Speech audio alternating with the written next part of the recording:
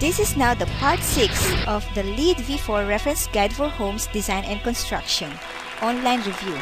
Again, all the pictures or images in this video are from Google and USGBC website. If you have comments, suggestions, or complaints regarding the images, pictures, or in this video itself, please email me at nelca_roco@yahoo.com and I will immediately reply to you and take action on whatever the reason of your email. Thank you. Why I created this online reviewer? To help myself and others to pass the LEED AB exam in one shot. These are the LEED credit categories. On my previous video, we discussed the location and transportation credit 2, the site selection. Now we will proceed to credit 3, the compact development. Compact development is the third credit for the prescripted path. It has 3 maximum points and 1 exemplary performance. Compact development intent: to conserve land and promote livability, transportation efficiency, and walkability by creating compact communities. Possible for 3 points. Requirements: construct or renovate a building that meets the dwelling unit per acre of buildable land area density defined in Table 1. Table 1. Points for housing density. For single-family and low-rise multifamily projects, greater than or equal to 17 dwelling unit per hectare of buildable land is equal to 1 point.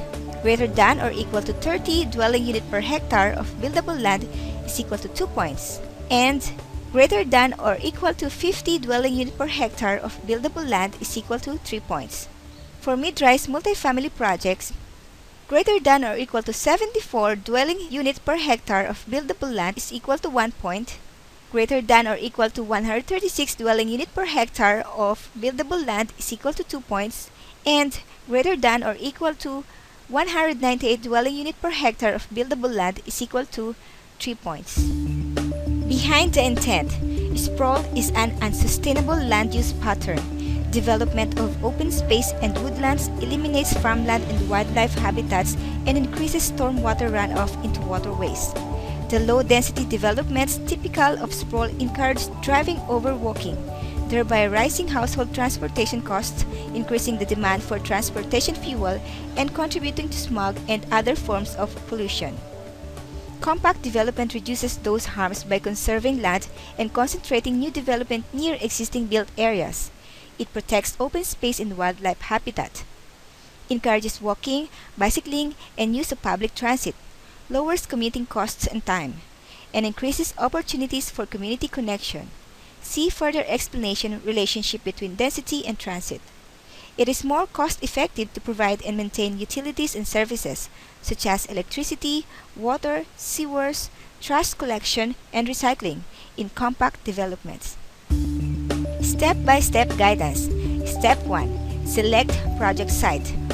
Investigate options for project siting in already developed areas that can support higher density development. Consider urban sites. Suburban redevelopment sites where higher density could complement older lower density development. Sites near transit, sites near existing commercial uses that may benefit from the increased foot traffic of higher density development, and town centers or traditional main streets in more rural areas. Step 2. Conduct jurisdictional review. Work with local officials to develop, or review and work within, long-range zoning, densification, and open space plans. Step 3. Analyze local zoning options. Check local zoning codes for allowances in increased development densities. Seek variances where necessary. Step 4. Implement acquisition and development. Develop single-family homes on lots of 1/7 acre or 580 square meters or less, or build multifamily homes. Relationship between density and transit. A density of 7 dwelling units per acre or 17 dwelling units per hectare is generally considered a threshold that supports basic bus service. A density of 12 dwelling units per acre or 30 dwelling units per hectare allows more frequent bus service along fixed routes. This density approaches the threshold for commuter rail. A density of 20 dwelling units per acre or 50 dwelling units per hectare is sufficient for fixed guideway transit, example, streetcar, commuter rail, or infrequent light rail. A density of 30 dwelling units per acre or 74 dwelling units per hectare cannot usually be achieved with row houses and walk-up apartments. It involves mid-rise apartments and is the average density for moderately compact 4-story apartment buildings. It supports more frequent scheduled rail and bus services. For parking, planners assume 2 cars per unit. A density of 55 dwelling units per acre or 136 dwelling units per hectare is enough to run continual rail or bus service without schedule. Example, every 15 minutes. Parking drops to 1 car per unit. A density of 80 dwelling units per acre or 198 dwelling units per hectare is about the maximum for tall mid-rise buildings. Changes from LEED for Homes 2008. This credit is based on SS6 compact development. The housing density threshold has been increased from 10 dwelling units per acre or 25 dwelling units per hectare to 12 dwelling units per acre or 30 dwelling units per hectare for single-family and low-rise multifamily development. Contract language recommendations, none. Technical resources, none. Reference standards, also none.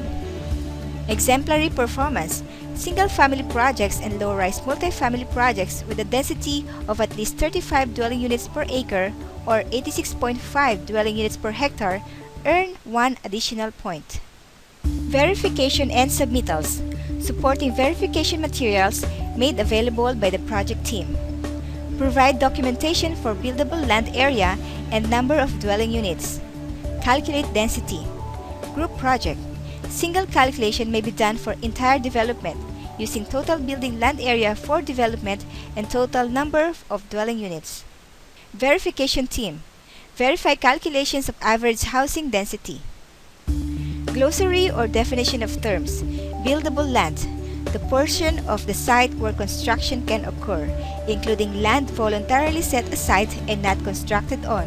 When used in density calculations, buildable land exclude public rights-of-way and land excluded from development by codified law.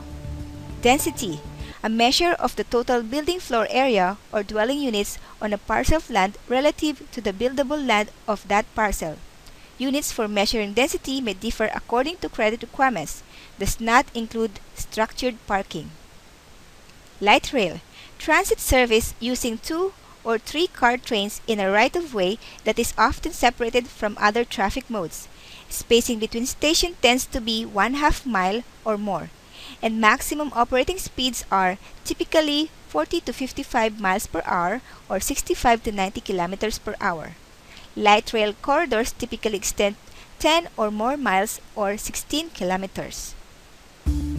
This is now the end of this video. Thank you for watching. Watch for the next video, LEED V for Homes, Location and Transportation Credit for the Community Resources.